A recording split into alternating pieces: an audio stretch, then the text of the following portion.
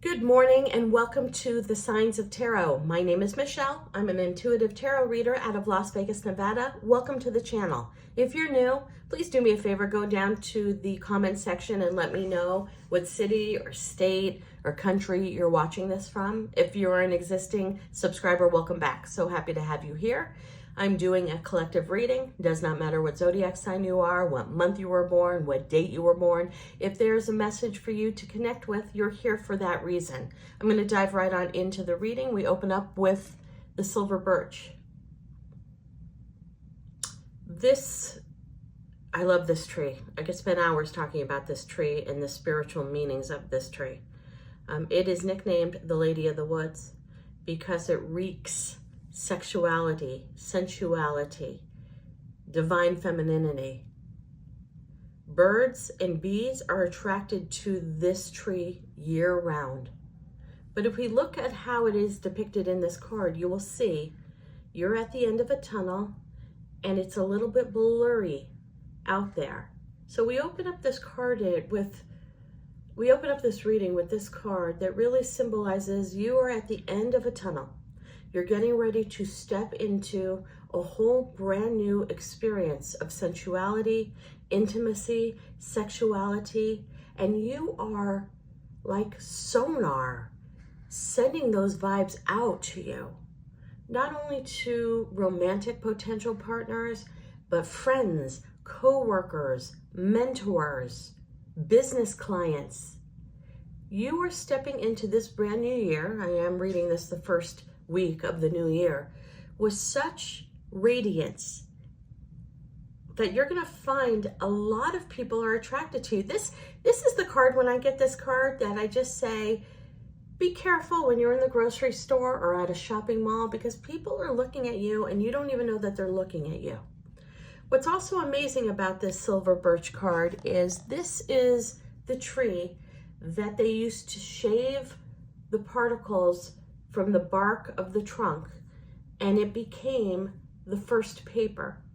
So when I get this card, I like to talk about the written word, journaling, or if you've had it in you to write a book or a memoir or a play, now's the time for you to really start doing that. And if you dive in, don't dive in with blur, don't dive in with trepidation, dive in full force. I've been getting a lot about the written word with these cards this opening week of this new year. It seems like everybody who's ever wanted to write a book or tell a story or be a narrator or express something or begin a new chapter, it's here because it's been in my cards all week long. We're going to dive right on into the Rider-Waite. We open up with, it's actually one of my favorite cards in the tarot deck. I read this card a little bit differently than traditional tarot. The Seven of Wands.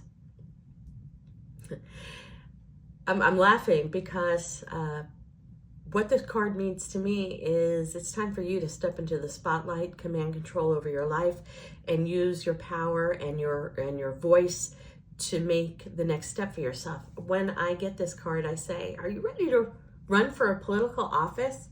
Are you looking to run for an HOA position? Are you looking to put yourself on a board of a charity or run for some sort of an office?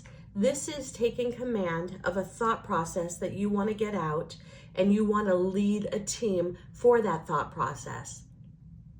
Really, if you have political aspirations, now's the time for you to start really thinking about that with this particular card. A lot of tarot readers talk about this card as being anger, leading a team beyond their control. I don't read this card like this.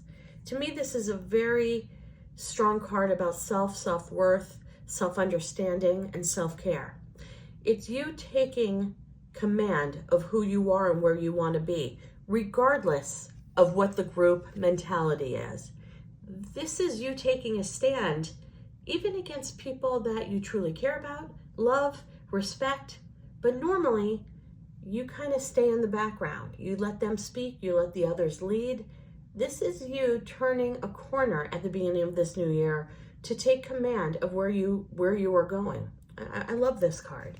We dive right on into the second card, which is the Fool.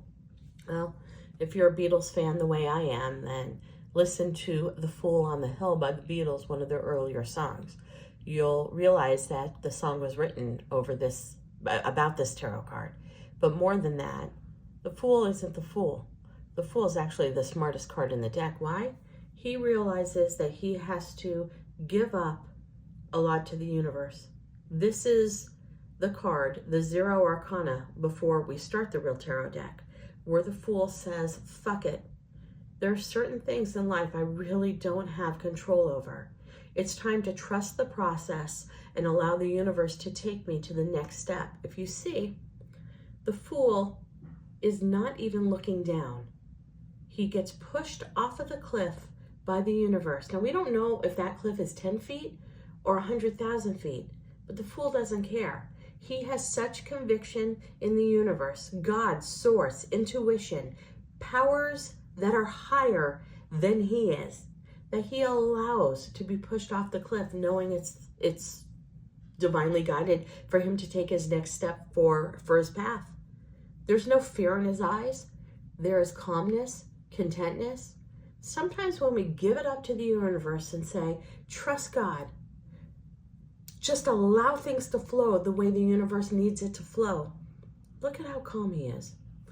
This is also Dorothy entering the yellow brick road. Not many people really understand this, and I have a very big video on this channel about the Wizard of Oz and the Rider-Waite Tarot deck, which came out in 1908. The Wizard of Oz came out in 1938. The Wizard of Oz is actually the tarot journey of self-worth, self-discovery, and realizing we're not supposed to be in this world to be codependent. We're not supposed to be in this world to care more about the value of other people and how we are looked upon through their eyes instead of our own. That is the entire Wizard of Oz theme, and that is the theme of the Rider-Waite Tarot. This is Dorothy with Toto. In the movie, she carries a very empty little basket. He carries a little teeny bag, meaning material items are really meaningless. They matter in the 3D world. We hide behind material wealth to make us feel better about ourselves. None of that shit goes down in the ground with you. And the Fool knows it. He takes the most smallest amount that he needs to go on this next journey and allows the universe to take him with the sun, most powerful symbol in the tarot deck. Talks about abundance, talks about clarity, talks about honesty. When you stand in your authentic truth, when you speak your mind without care or fear of what others will think about you, you have come of age of yourself. That is the essence of why we are here, to be able to stand in our authentic truth. And the Fool knows that, and he starts his journey right into my second favorite card of the tarot deck. Traditionally, this talks about moving. This talks about moving offices. This also talks about purchasing a big item, a car, a home, vacation home, investing in education. But this is also the card where we recognize and realize, unfortunately, not everybody can come along for our journey. If you think about it, from nursery school, the people that you meet, in kindergarten, in elementary school, through junior high and high school and college and or graduate school, to the real world, to this job, to the next job, to the people that you meet along your trail. Not all of them are meant to be on your journey for life. Some come into your life for a season. Some come into your life for a reason, a purpose, a karmic lesson. Some people are meant to stay in your life forever. Those are your unconditional friends, family members, and colleagues that love you and accept you, and you love and accept them no matter what. This is the card of self-discovery. You see, he realizes that although there were people in his life that mattered, that he's on a different purpose and a different journey. And the sprouts show that the love of these people will still always be there. But sometimes you need to leave people behind to experience your next phase of the journey. Now, he knows this journey is not going to be easy. If it was easy, he would have taken the closer stick he takes the stick farthest away, understanding that life is filled with obstacles, heartache, people that come into your life that are really fucking evil, liars and betrayers.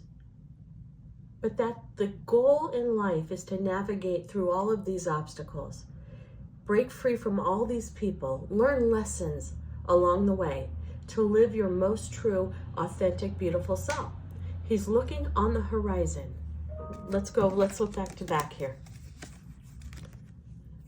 Diving in, allowing the universe to push you with truth and honesty. Because truth is the most important element we learn here in the 3D. Being truthful with ourselves, being truthful with others, and being truthful with who we are. Right into walking.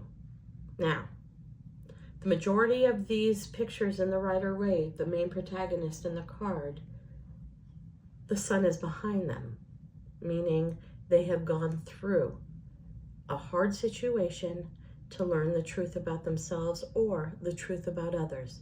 This is the only card in the deck where he is facing the sun. Imagine starting a journey that you know is going to hurt, be painful, that you're going to have to walk through some very difficult lessons, that you're going to have to uncover some of your deepest secrets in childhood, your deepest fears from growing up, your value systems. This is the card of the Dark Night of the Soul. He's walking right into the sun. He knows it's going to be painful, yet he's still willing to take this long journey, leave the past behind, because he knows that there's a much better, bigger experience and a bigger purpose for his life through that. Absolutely beautiful. Next card. Whale. That's another card I could spend an hour on. Six of Pentacles. It's my saying of the year, and you will hear me say this through just about every single reading I do. 2025, 9, the year of endings, but it's also the year of equal give and take. And this is the year that you uncover who gives equal give and take in your life, what situations give equal give and take in your life. And this is the year you shave off those people, those situations, those obstacles that no longer are aligned with you because the scales are so tilted that it's no longer a healthy playing field. You know that friend that you call or text 10 times and they don't text you back? Fuck them. Time to leave them behind. That romantic love relationship that you realize you gave so much more into that relationship than they did. Time to say, I want more. It's all about equal give and take. Okay? That's what this card and the Six of Pentacles represents to me. But this is also my card of charity and my card of giving and giving back to those less fortunate. And it not only is amazing that you are helping your fellow man, fellow woman by giving charity, whether it is a horrible disease or children's charities or pets charities or those less fortunate. But that's why we're placed on this earth, to help each other, to nurture each other, to give to each other. When I get this card in the same reading as this is also for whoever this resonates to. If you're thinking about starting your own special charity, if there is a cause that you want to create a very specific charity, now's the time to do that. A brand new start to create a charity. Okay? Some tarot readers read this as a third-party situation where you recognize that you're part of a third-party situation and the person that you love, whether it's romantic, is giving more to one instead of you. This is also a parent's dilemma when a child, and you have multiple children in a household, needs more of your time, that you give more time to the specific child in need. This is also on the flip side if you work in an office and everybody has specific duties, but the boss or the manager or the director seems to rely upon you more than the rest of the team.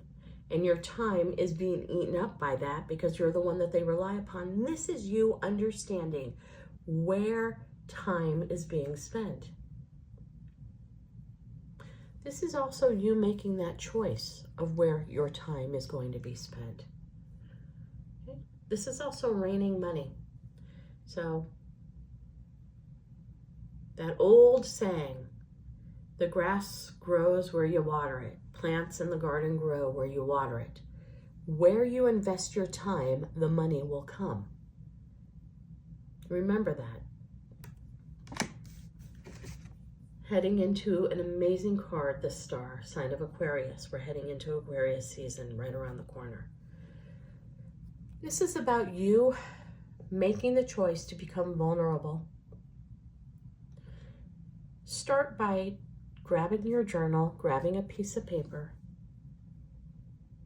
writing down what hurts you. See, we're often told to manifest, write everything that we want, write what we hope to achieve. I want this job, I want this wealth, I want this in love, I want this with my family, I want this material item, I want to, invest more time in working out and my health, I want to give more time to my children, whatever. I go opposite. Try it. Write down the things that hurt you in 2024, the people that disappointed you and why. The things that you did or did not do that disappointed you as a person. Get that off of your chest. Get that off of your soul. But what it does is it really makes you recognize what you want to change in your life. We can all write a list of pipe dreams. Gosh, I hope to get a Ferrari, or I hope I get this promotion, or I really want this guy to ask me out, or I hope this relationship goes to the next level. And what you need to do is review 2024 of the things that didn't work out and why. Why didn't you get this job? Why didn't you reach that particular goal? And evaluate it. Write down what hurt. Write who hurt you. Write the situations that made them hurt you. So much truth is revealed when you look at the pain rather than the pipe dream. And once you address the pain, you really can set truthful goals and move forward. This is a beautiful reading about self-growth, self-realization, handing it over to the universe, demanding equal give and take by those who love you and those you love. And I'm smiling, I'm laughing about this. It is day 6 in the new year. And in the business world, I have been approached at least 7 times about new entrepreneur projects. And when reviewing the entrepreneur projects, I see, wow, in order to get this off of the ground, I need to give 70% of my time, and the other person only needs to give 30% of their time. So I've walked away from those projects. They don't resonate with me unless it's an equal give and take. I just really want you to evaluate that, because I think it's important for you to realize who takes your energy and where your energy is going this year for you to really uncover the new truths. I'm getting the name Penny. I'm getting the name Charlize. I'm getting the name Tony. I'm also getting the name Aaron. Not sure if it's Aaron or Erin, but some of those names came in. Doesn't matter if that's your name or not. That's what's coming through. I'm going to take a couple more cards because I'm loving this reading. I'm going to use my literary card deck, and we pick out the snail.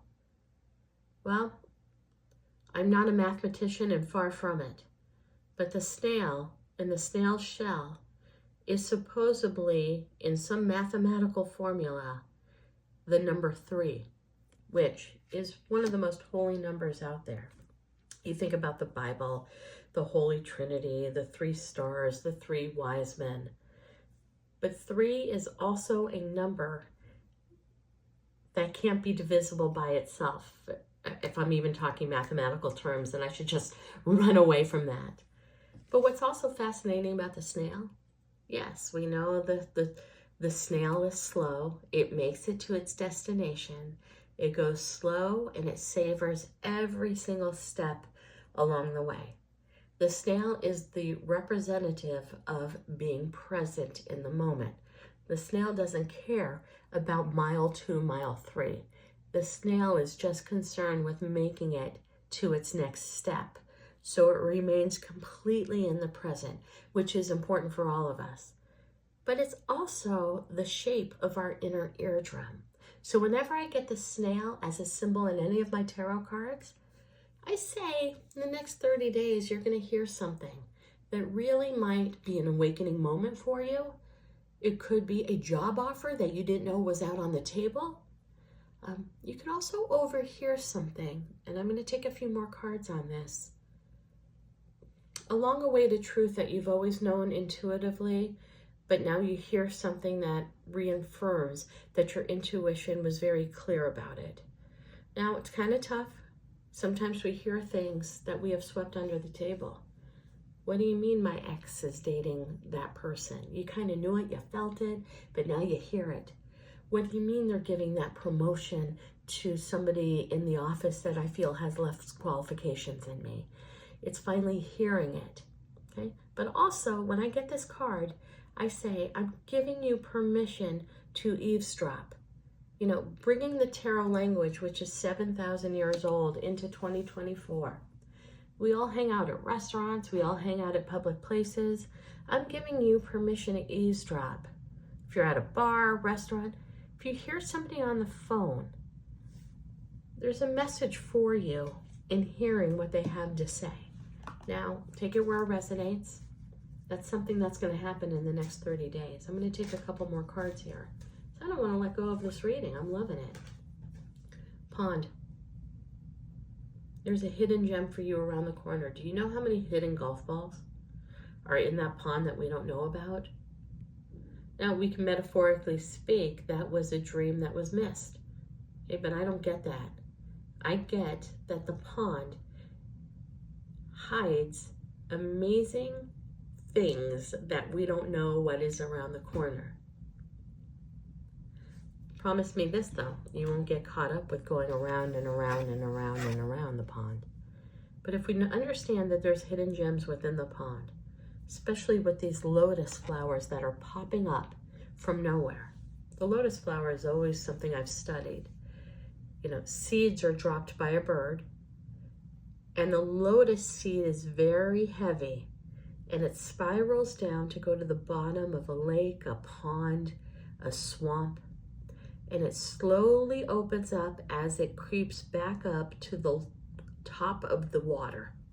Again, not a mathematician, whatever that gravity force is that pulls it back, but as it goes to the top, it opens up.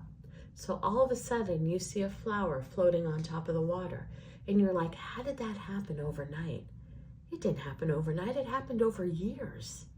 We just didn't see the growth and the development until it rose to the surface. Dark night of the soul. Self-exploring, self-discovery, self-care, self-love. Mainly standing in your authentic truth.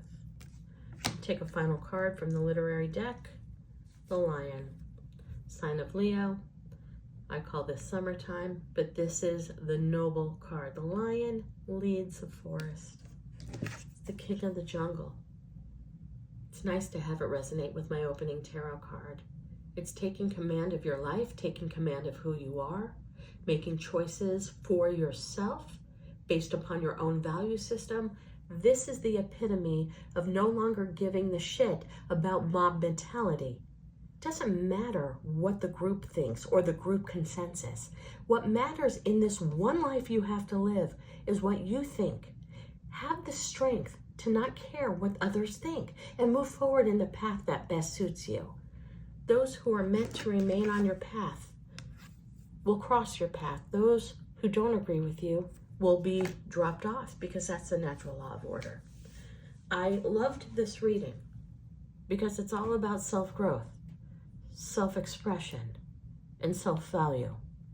And that's what I wish for everybody in 2025. Go ahead and leave a comment.